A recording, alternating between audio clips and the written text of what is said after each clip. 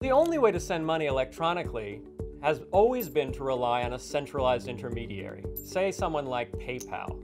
And what PayPal does is it keeps track of the amount of money that I have in my account, say I loaded it from my bank account or I got paid by another PayPal user, and then PayPal lets me send the money I have, won't let me send more money than I ever have, and will tell somebody else whether they've received money from me. PayPal just keeps this ledger of transactions. So with PayPal, there's one ledger, and it's held by a company, PayPal.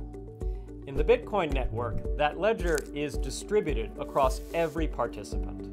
So anybody who's connecting to the network has a copy of it on their computer, in full, going all the way back to the history of the network when it was first created in 2009.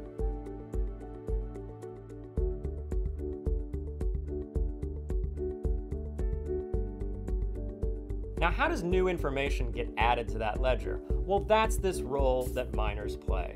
They listen for transaction messages that are validly signed on the network, and they bundle them into what we call a block. They announce this block and they say, now you all take this and add this to your copy of the ledger. We call that ledger a blockchain because the miner has just announced a block, and that block is mathematically linked to all the blocks in the past. They're chained together like a big long string. What they're doing is providing a public good. They're relaying transactions, validating signatures, putting them into a block, adding that block to the blockchain, and distributing that to all the people on the network. They're given a reward by the network for performing this public good. And that reward comes in two different ways.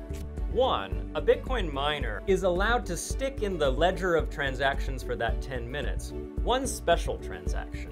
And as it says, I, the miner, pay myself 12.5 Bitcoins. And they came from nowhere.